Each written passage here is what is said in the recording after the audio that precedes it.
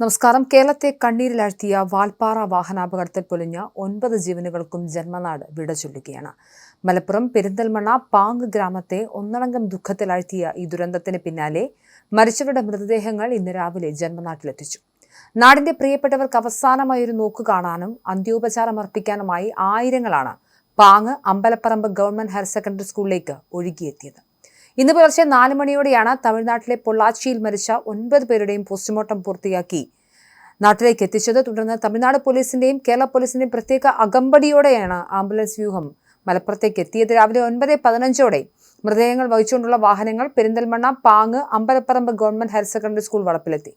നാടിന്റെ ഉത്സവങ്ങളിലും വിപത്തുകളിലും മുന്നിലുണ്ടായിരുന്ന ഒരു കൂട്ടം ചെറുപ്പക്കാരും പ്രിയപ്പെട്ടവരും ചേതനയേറ്റ മൃതദേഹങ്ങളുമായി തിരികെ എത്തിയ കാഴ്ച കണ്ടുനിന്നവർക്ക് സഹിക്കാവുന്നതിലും അപ്പുറമായിരുന്നു.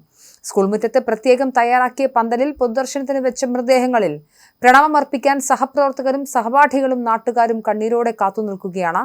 1 മണിക്കൂറോളം നീണ്ടുനിന്ന പൊതുദർശനത്തിന് ശേഷം മൃതദേഹങ്ങൾ വിലാപയാത്രയായി ഓരോരുത്തരുടെയും വീടുകളിലേക്കും കൊണ്ടുപോയി.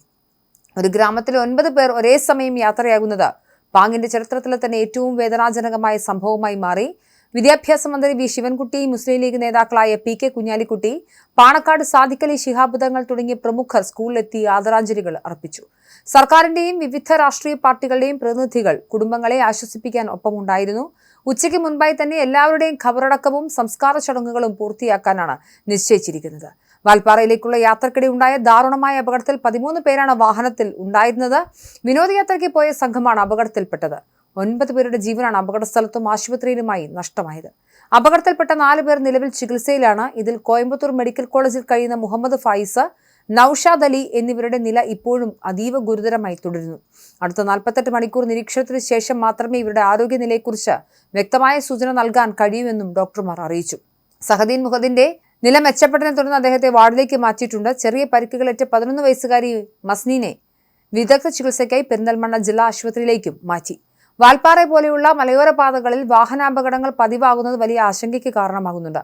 വളവുകളും കയറ്റങ്ങളും നിറഞ്ഞ ഇത്തരം പാതകളിൽ ഡ്രൈവർമാരുടെ ചെറിയൊരു ശ്രദ്ധക്കുറവോ അല്ലെങ്കിൽ വാഹനത്തിന്റെ സാങ്കേതിക തകരാറോ വലിയ ദുരന്തങ്ങളിലേക്കാണ് നയിക്കുന്നത്.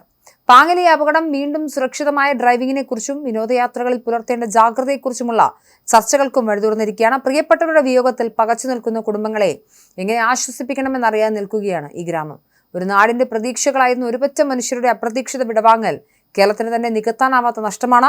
വിനോദയാത്രയുടെ സന്തോഷങ്ങൾക്കിടയിൽ നിന്നും മരണത്തിന്റെ നിശബ്ദതയിലേക്ക് അവർ മാഞ്ഞുപോയപ്പോൾ ഉറ്റവർക്ക് അവശേഷിക്കുന്നത് മരിക്കാത്ത ഓർമ്മകൾ മാത്രം.